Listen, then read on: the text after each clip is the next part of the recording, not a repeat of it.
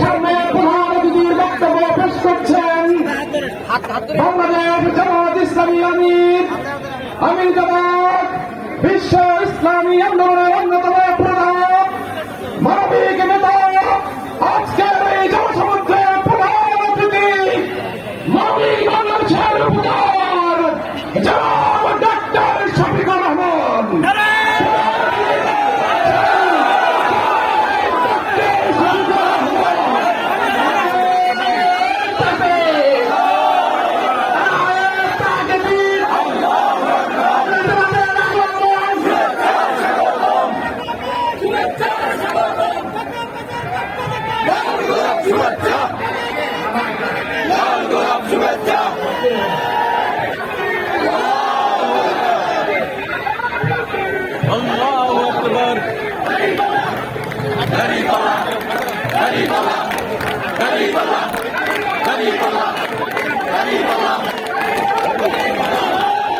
ভাই ও বোনেরা, আসসালামু আলাইকুম ওয়া রাহমাতুল্লাহ।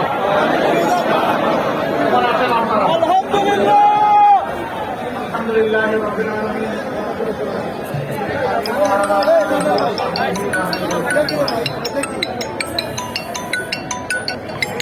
আসন্ন 12 তারিখের নির্বাচনকে সামনে রেখে